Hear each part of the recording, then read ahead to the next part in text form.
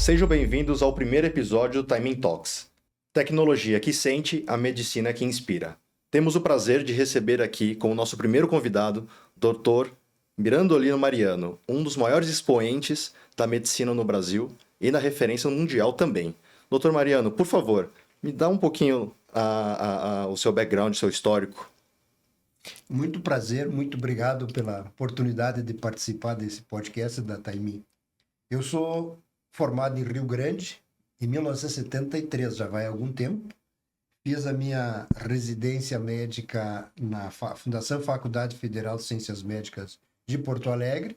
Fiz mestrado na URGS, no Rio Grande do Sul. Fiz doutorado na USP de Ribeirão Preto.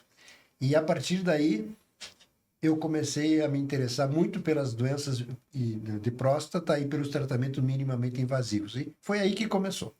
Isso deu 1987. Que interessante. Professor, fala um pouquinho dessa relação com a Taimin, com a Dona Fang, um pouco brevemente sobre essa história. Como que o senhor conheceu a Taimin? Na verdade, eu comecei em 87, 88 a me dedicar a treinamento e aprender a fazer cirurgia minimamente invasiva. E foi em 1990 que eu realmente comecei a fazer os primeiros passos, acompanhando o que estava acontecendo no mundo. E como não tinha jeito de como aprender, nós tivemos que ser autodidatas. Então, criamos um centro de treinamento em que nós convidávamos cirurgião geral, ortopedista, neurologista, que pudesse fazer movimentar e a gente se tornar viável um centro de treinamento. E esse centro de treinamento foi crescendo e, coincidentemente, a Taimin, na pessoa da Fang, se interessava muito em educação continuada. E ela participava dos congressos, e num desses congressos que nós fizemos, lá na Zona do Sul, a gente se conheceu e ela se propôs a nos ajudar. E a partir, então, desse congresso, a Fang passou a participar, levando os equipamentos da Taimin para os nossos laboratórios de treinamento. Começamos em Passo Fundo, depois fizemos em Goiânia, que foi um lugar em que nós tivemos grande crescimento e onde a participação da Taimin foi fundamental. Hoje eu posso dizer que nós temos aproximadamente 20 estados brasileiros com alunos oriundos de Goiânia que passaram pela Taimin. Então, é uma gratidão muito grande que eu falo em nome dos meus colegas.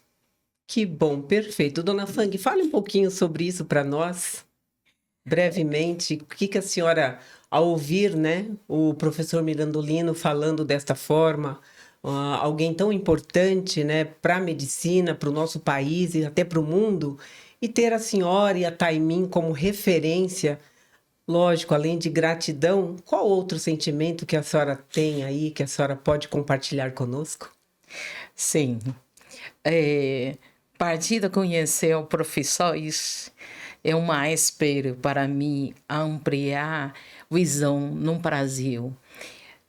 Nosso equipamento sai da China.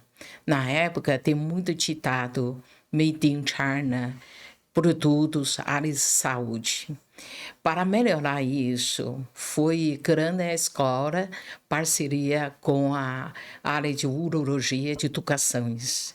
Aprender como a pessoa se prende com a produtos, 8 anos de educação continuado. Nós, a cada um ano, melhoria dos nossos equipamentos, foi a orientação de tudo profissões. Taimin sempre buscar compromisso com cirurgiões e com pacientes, como a melhoria das nossas autotecnologias, como conseguir alcançar base de custo, benefício, para médico mais rápido terminar a precisão da cirurgia. A área de uro é muito complexo. Tem que ser rápido, termina a cirurgia. Então, o equipamento tem que ser muito preparado de autotecnologia, qualidade. Isso a gente aprende muito com nossas profissões. Cada uma pensa tem uma história fantástica e bonitos. Perfeito, Dona Fang. Sim. Professor, e depois dessa fala da Dona Fang, por exemplo, o senhor, né, que tem uma história e que se formou em 1973, né? Como que o senhor vê lá no passado, né, porque já faz um tempinho, né, mas o que o senhor tinha de tecnologia à mão para o senhor, como residente, depois como médico mesmo, e depois disso, como o senhor liga a tecnologia da ocasião, o que, né, o senhor e seus colegas tinham e hoje, né, aí passando aí por muitos anos, como o senhor vê isso?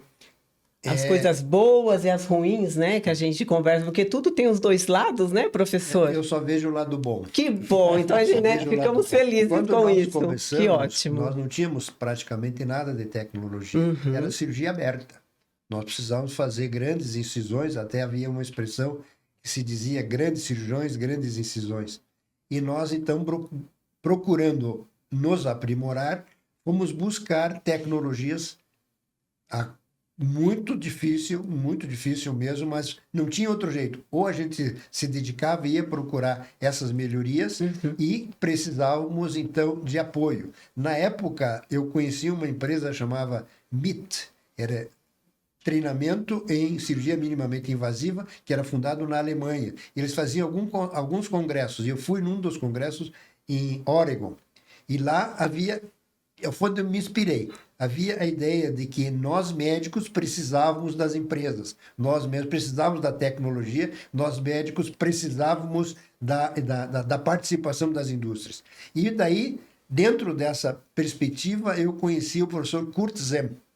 Kurt Zem é um cirurgião ginecologista alemão, ele faleceu agora há pouco tempo, e ele tinha um irmão que era engenheiro.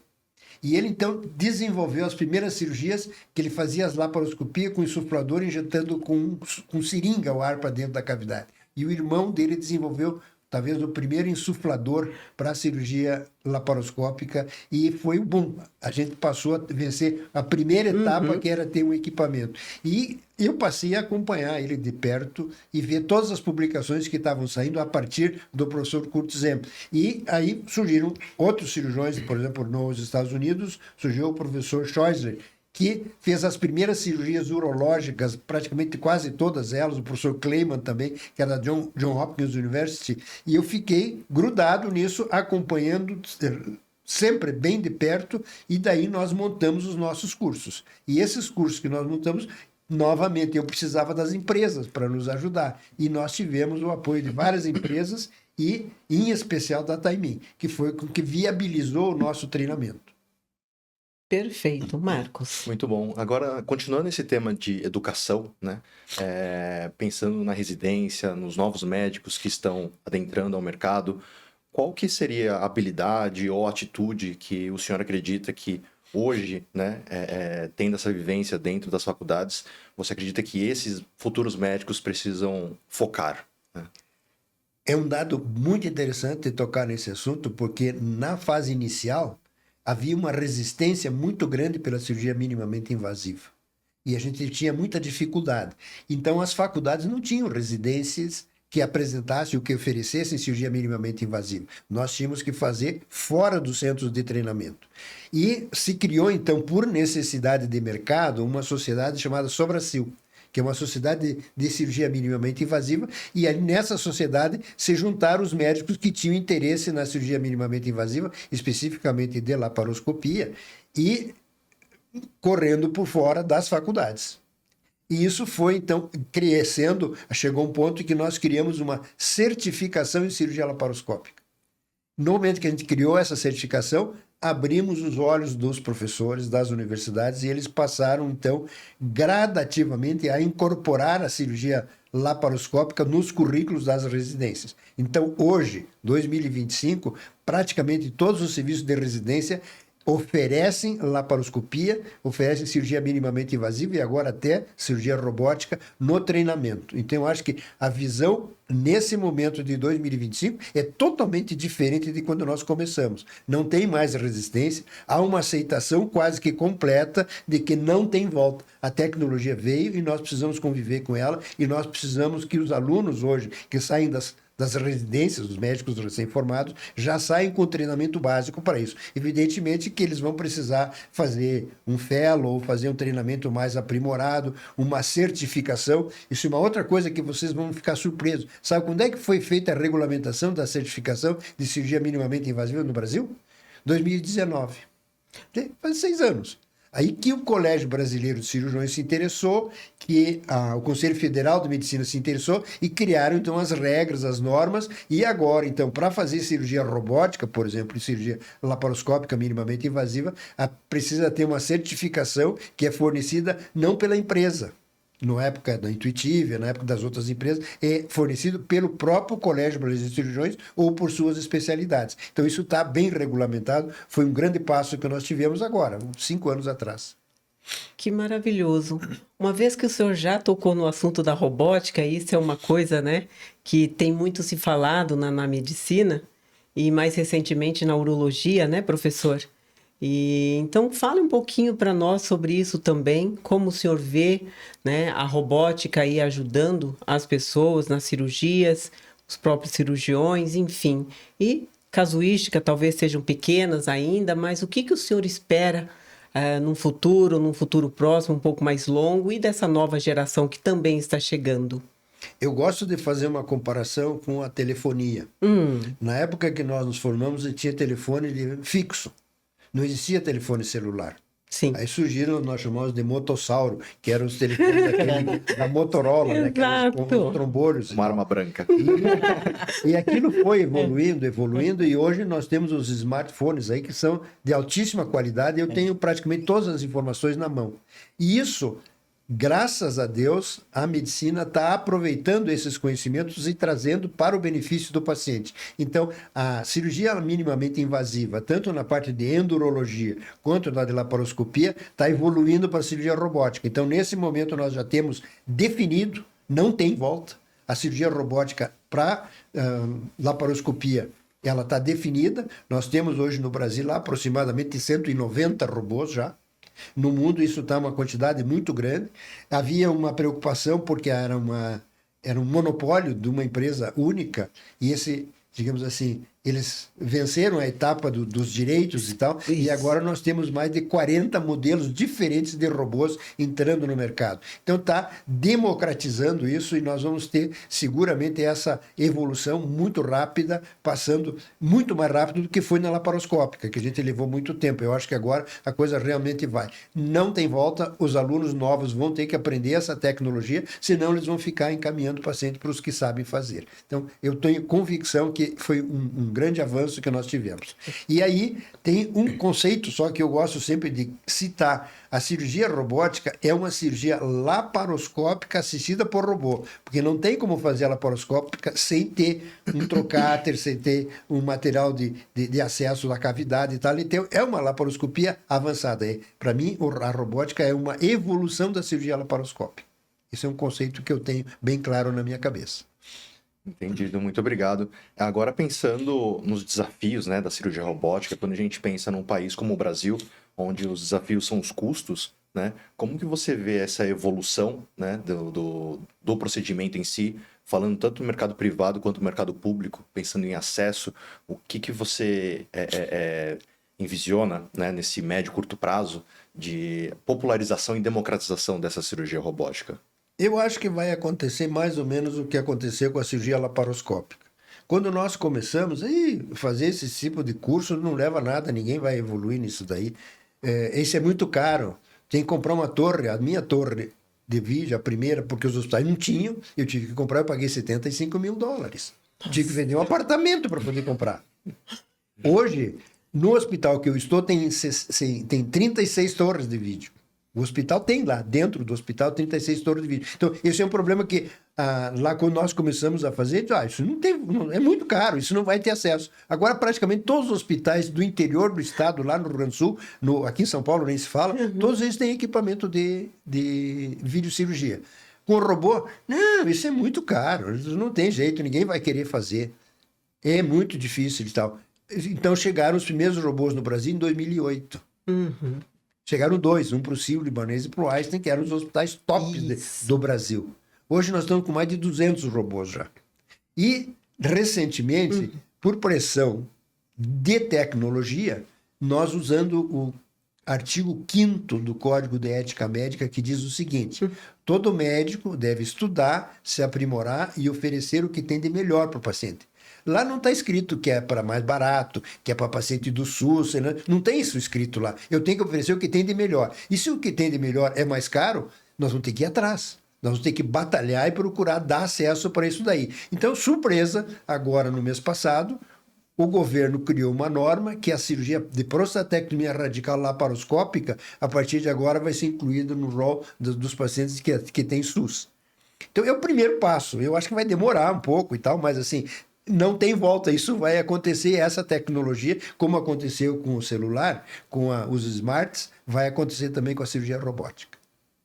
E falando ainda sobre a robótica, professor, tem algum paciente que é mais específico em usar ou não? Pode ser criança, adulto, obeso, isso indifere. O uso... A recomendação. A recomendação. Obrigada, Marcos. A recomendação. Existe um protocolo de recomendação ou não? Existe. Oferecer o que tem de melhor para o paciente. E oferecer o que tem de melhor para o paciente hoje não tem problema de idade. Nós hoje temos crianças recém-nascidas já sendo operadas com robô. Nós temos pacientes com mais de 90 anos sendo operados com robô. Então não existe limitação de idade. Existem algumas doenças raras, mas existem, que não tem lógica indicar cirurgia robótica, porque é impossível de fazer com um robô, mas isso são exceções. Na grande maioria, as cirurgias hoje na urologia, de suprarrenal, de rim, de ureter, de bexiga, de próstata, de testículo, de pênis, todas elas podem sim serem feitas utilizando a técnica robótica. Evidentemente que se eu tenho que fazer um acesso a uma bolsa escrotal que está do lado de fora, é discutível, né, indicar uma cirurgia robótica. Mas uma recanalização, por exemplo, de um paciente que precisa fazer uma recanalização do deferente, que fica do lado de fora, é muito mais fácil fazer com o robô.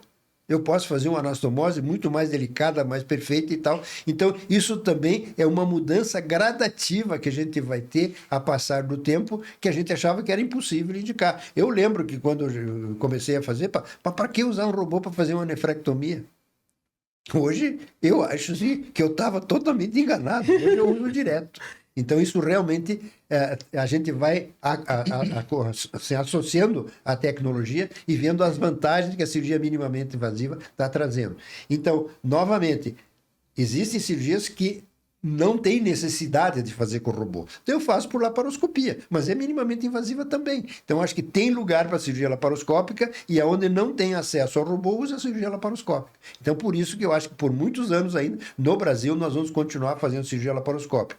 Agora, se pegarmos outros países, por exemplo, nos Estados Unidos, eu acho que hoje ninguém mais opera próstata nem aberta, nem por laparoscopia. Lá todos os casos são operados por robô. Mas lá quantos tem? Tem mais de 3 mil robôs. Não é a nossa realidade. Então, a nossa realidade ainda não chegou. Mas estamos agora sabendo que na China, não, saiu um país pobre, um país... Está cheio de robô, tem mais de 40 modelos já saindo de lá. Então, não adianta, nós vamos ter que aceitar, nos adequar e aproveitar essa tecnologia que tem vantagens. Nas cirurgias que dizem assim que a gente não vai fazer robô, tem outras tecnologias que estão sendo desenvolvidas, tipos de pinças de porta-agulhas trocadas para a cirurgia laparoscópica, que também estão sendo desenvolvidas, então vai facilitar muito mais a nossa vida. Que ótimo. E como o senhor vê, por exemplo, a educação médica, né? O senhor que sempre trabalhou nisso, pensando muito sobre isso, com a especialização da robótica, por exemplo, tem que se fazer algum curso diferente? Leva-se algum tempo? Tem a curva, porque sempre tem, né? A curva de aprendizado. O senhor pode falar um pouquinho sobre isso, por favor? Sim. Novamente, voltando à história da Sobracil. A Sobracil era a Sociedade de Cirurgia Laparoscópica. Eu inclusive fui presidente da sociedade e trocamos o nome. É Cirurgia Minimamente Invasiva, Robótica e agora digital. Olha! Nós trocamos o nome e tal para nos mantermos atualizados. Correto. E o objetivo é a educação continuada e é treinamento. Então, tem que ter o treinamento. Em relação à certificação, o colégio, Conselho Federal de Medicina regulamentou em 2019. Então, a partir de agora, todo médico que quiser fazer cirurgia robótica, ele tem que fazer 2 tipos de treinamento. Um treinamento é chamado, na linguagem técnica, in-service. Ele tem que fazer o in-service, ou seja, ele tem que fazer uma prova por escrito pela internet, inclusive, digital, dele que ele domina toda aquela máquina e depois ele tem que fazer uma prova prática naquela máquina que ele está se candidatando. Vamos dar um exemplo. Eu fiz o primeiro treinamento com o robô na época Zeus, em 2002. Não fabrico mais. Esse robô não existe mais. Aí, quando veio o robô da Intuitive, teve o SI. Aí veio o SI, depois veio o XI, depois veio o X. E tu tens que ter a certificação para esse tipo de robô. É que eles dizem, ó, eu sou motorista e vou dirigir uma Jamanta, mas eu tenho carteira para dirigir Fuca, dirigir carro pequeno. Não dá, não vão te deixar. Certo. Então eu preciso me certificar. E há um período de aproximadamente 5 anos de revalidação. Dá um exemplo na cirurgia geral, tem uma maneira de fazer. Na urologia nós temos o chamado TISBU, que é um título de que eu estou atualizado e estou certificado para fazer o procedimento. Então, na cirurgia robótica hoje, eu acabei de fazer um in-service para trabalhar com o robô Tomai, que é o último modelo que chegou agora no Brasil. É um robô que veio da China, que tem uma série de tecnologias que os outros robôs não têm. Então, para mim poder usar, ele não me dá certificação para ser cirurgião robótico. Ele me dá a certificação de que eu domino a máquina, eu sei usar a máquina. Essa é uma certificação, então, que é da empresa que me liberou e ela é responsável pelo uso daquela máquina. Agora, para fazer o treinamento, eu preciso fazer o curso de certificação em cirurgia robótica, que é aprovado pelo Conselho Federal de Medicina, e ele delegou isso para o Colégio Brasileiro de Cirurgiões e para as especialidades. No caso, eu posso fazer tanto pelo Colégio Brasileiro de Cirurgiões, como pela urologia. Então, a urologia tem cursos de certificação em cirurgia robótica. Por exemplo, o Sírio-Libanês tem um curso, o Einstein tem um curso, a Santa Casa de Porto Alegre tem um curso. Perfeito. Agora o Hospital de Barretos abriu vaga para fazer fellow lá também. Então tu vai lá, faz o curso e daí tem também uma norma. Tu tens que fazer, digamos assim, 10 cirurgias com proctor. Uma pessoa que já sabe fazer, que tem experiência, então entra junto. E esse vai dizer, ó, tu ainda não está pronto para andar sozinho. Tu precisa fazer mais treinamento. E ele vai te ajudando. E na ideia que eu tenho como formador de muitos médicos, eu sempre tive a ideia de que eu tenho que estimular dizer assim, tenta de novo, vamos lá e vamos fazer e tal, até que ele vença essa etapa para ele continuar operando. Então isso é uma coisa que nós estamos enfrentando agora. Então, respondendo à pergunta do Marco, em relação ao que nós temos de estímulo para o futuro, nós precisamos melhorar e aumentar o número de centros de treinamento ou de certificação em cirurgia robótica, não só das empresas, mas também dos centros de treinamento das especialidades. Então, aqui novamente entra a associação da indústria, da empresa. A Taimi me ajudou muito no treinamento da laparoscopia.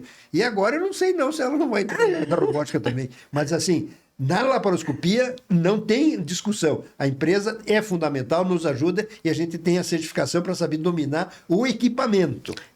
E na faculdade, ou lá na residência, ou no curso de certificação, eu vou aprender a operar. Não sei se tu entendeu então. Sim, claro. São duas coisas diferentes. Exato. Eu posso saber usar bem a máquina, mas assim eu não sei operar um paciente. Mas eu sei como é que a máquina funciona. Isso. Então eu tenho que ter as duas coisas. Tá, só finalizando esse tema, então você tem tanto a prova, né, online, da teoria, quanto a prova prática. E aí quando você fala de novas tecnologias vindo, né, como a robótica, acredito que como outras tecnologias hoje, a velocidade de mudança é ainda mais rápida do que antes, né? Então você precisa ser certificado pela indústria para usar esse equipamento e aí esperar esse equipamento chegar aqui no Brasil, poder se certificar nele também, né, pela associação, né, que cuida, e ele precisa estar disponível nos hospitais também, né? Então, por exemplo, esse novo robô que o senhor treinou, ele tem quantas unidades, por exemplo, aqui no Brasil? Por isso eu digo que é um investimento de tempo, né, que você faz, e você precisa ter disponível ele também para poder ter a casuística, né, para poder realmente contribuir com os pacientes, etc, né? Então, queria entender essa lógica entre você se dedicar a uma tecnologia, né, olhar esse horizonte e efetivamente E ter tornar ela disponível, disponível, né? né? Posso usar a Taimi como exemplo? Por favor. A Taimi sempre investiu em equipamentos e a Fang sempre teve a ideia de fazer melhor. Esse material que nós temos que melhorar. Não, se precisar, eu vou lá na empresa, eu falo com eles, dá para melhorar. E eles lançaram um clipador de clips, nós chamamos Clip Fix, né? Que a gente E ele era um Clip Fix reto, muito bom, mas surgiu a possibilidade de melhorar esse equipamento. Então, eles fizeram ele articulável.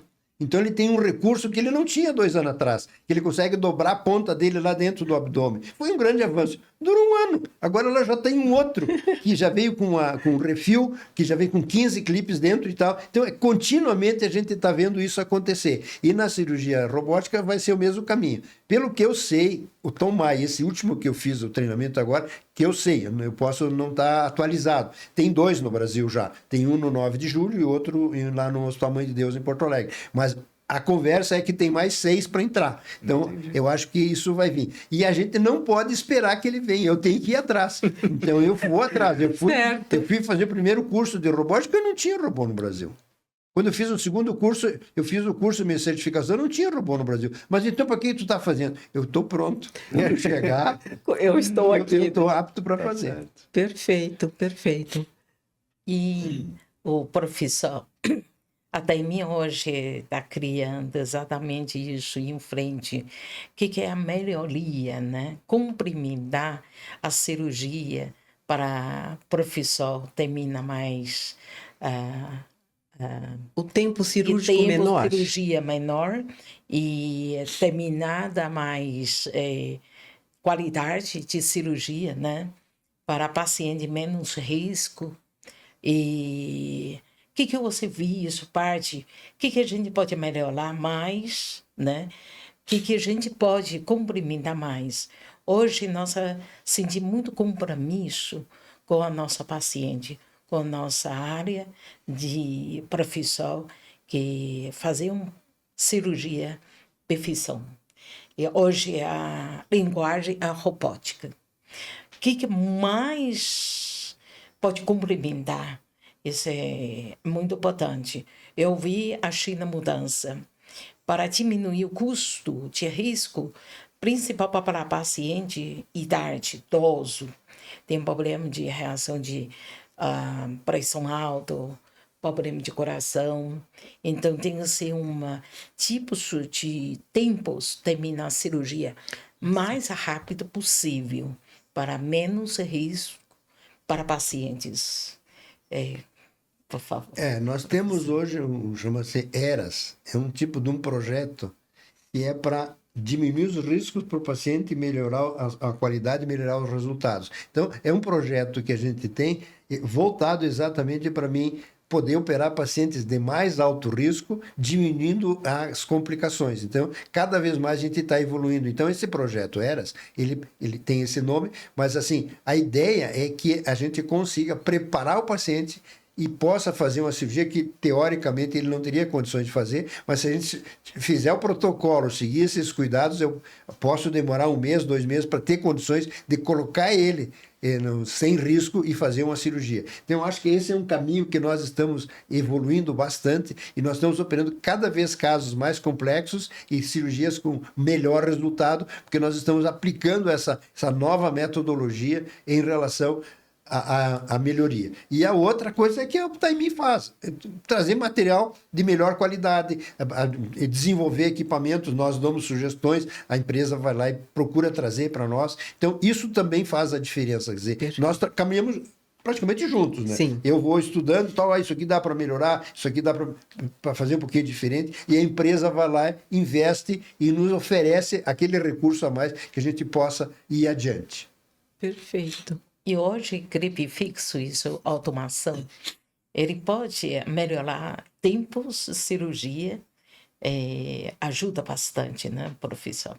Então, a automação que está sendo feita, colocada no ClipFix, me encurta o tempo. Por exemplo, eu vou fazer uma cirurgia laparoscópica pura ou laparoscópica com robô, eu vou precisar usar o ClipFix. Sim. Esse ClipFix, eu tenho que fazer a aplicação dele, carregar ele na pistola, fazer a aplicação dele lá na artéria, ou no vaso e tal. Eu tenho que tirar ele para fora da cavidade do paciente, armar ele, colocar o segundo clipe e voltar lá para fazer. Isso tanto na cirurgia com o robô, quanto na cirurgia laparoscópica convencional. Isso. É o mesmo princípio, eu tenho que desmontar a pinça, retirar e montar de novo. Com a automação, ele vem com a capacidade de eu resolver praticamente toda a cirurgia sem precisar sair fora da cavidade. Eu fico lá dentro e eu posso dar 1 disparo, 2 disparos, 3 disparos, sem precisar. Então, eu economizo tempo, porque eu consigo fazer isso mais rápido, e a possibilidade de ter um controle é muito maior. Então, eu acho que é um avanço. Eu estou Perfeito. convencido que a automação do ClipFix veio para ficar. A gente tem, assim, algumas dúvidas em relação se é viável economicamente, porque é uma tecnologia que tem muita parte mecânica, é muito difícil de fazer, mas a gente, tendo um bom treinamento, tanto na parte de manutenção quanto de esterilização e do uso do material, não dá para qualquer médico pegar e sair Claro. aplicando, porque ele vai quebrar o equipamento. Mas se ele for treinado e usar corretamente, certamente nós vamos ter grandes benefícios. Por isso que vai caber a Taimin Sim. fazermos treinamentos, educação médica, com Sim. novos materiais que estão chegando, né, dona Fang, Marcos? Isso. E não tenho dúvidas que o professor também está disposto, né, a nos Sim. ajudar com isso também. Sim. E sempre, né, na evolução mesmo, Sim. né, evoluindo cada vez mais. Sim. Maravilha. E outro, Por favor, dona Fang. sim. Hoje eu estou muito contente, né? Novas gerações. Claro. Até em mim, cada um dia crescendo. Todo mundo está mais outro entendimento. Na época, a gente, carro, vai levando dor. Hoje, não, outra tecnologia. Os jovens estão tomando conta. É a nova geração da Taimin, né, dona Fang? Exatamente. Eu fico E- tão feliz. É. Na época, quando com profissões, o professor fala, parabéns, Fang. Você tem continuação quando vê Marcos. Exato. Esse Esse é um dado maior bem interessante sucesso. mesmo, bem interessante. Maior sucesso. Dado bem interessante mesmo. A A vida FANG já valeu. tem alguém que está ajudando e ajudando pesado. Né? O Marco Sim. está tocando Com a tudo. empresa junto. É. Então, Sim. então, acho que isso vai estar fazendo um diferencial bastante grande também. Espero que a gente mantenha essa amizade. Com certeza, doutor, com certeza. E É uma longa história, né, Sim. da Fang, da minha mãe, nessa trilha toda que o senhor também, né, tanto a Fang auxiliou quanto você auxiliou imensamente, né, como a gente estava conversando, foram 3 aí idas à China para conhecer, para te ajudar a desenvolver produtos, e do meu lado é um prazer poder fazer a sucessão, né, dar continuidade nos sonhos, no projeto da minha mãe. E a gente sabe que hoje em dia um dos maiores problemas, né, das empresas familiares é a parte da sucessão, é a parte do interesse, Isso. de continuidade, né? Então, quando converso, eu ouço bastante isso, né? Poxa, que legal que tem uma sucessão, né? Que a gente consegue dar continuidade. E eu conto muito também com a ajuda do professor para a gente poder continuar essa história, né?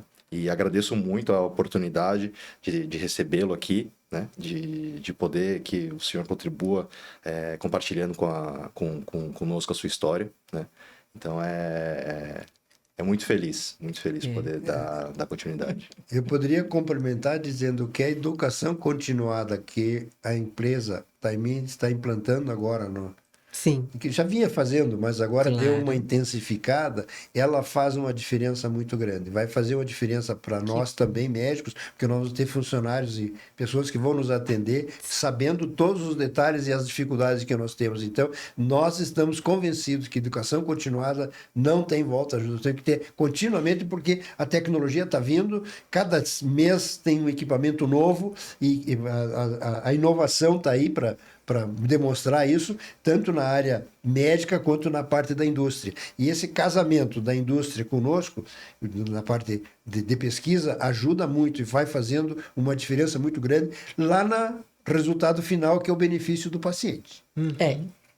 Perfeito. E a Kiyomi é que tem essa missão, né? É a nossa diretora de educação médica para Taimin, para as empresas do grupo. Isso. E ela que encabeça esses projetos.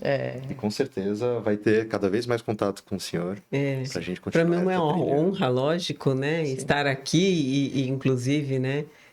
Tocar isso. E eu tenho muito orgulho porque a Taimin, desde sempre, né? Sempre trabalhou pensando nisso, né? E são alguns pilares importantes, né? E um dos pilares, né? O caráter, a ética, né? A transparência, compliance. Isso vem de encontro mesmo, né? Com o que sempre eu trabalhei, né?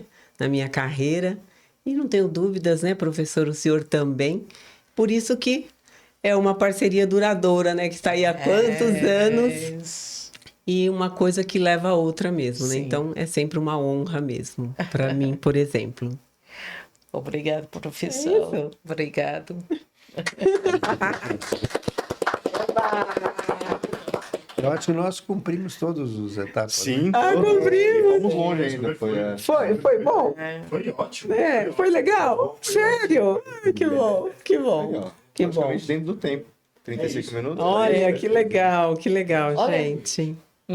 Dona Fang, foi ótimo, viu? Foi. Muito bom. Foi. Professor, olha, muito obrigada. Sensacional, muito obrigado. Nossa. Conversa entre amigos. Exatamente, entre amigos. Então a gente encerra aqui o nosso primeiro episódio do Timing Talks. Agradecemos imensamente a participação do Dr. Mariano e da Fang, da Kiyomi, e aguardem mais episódios em breve.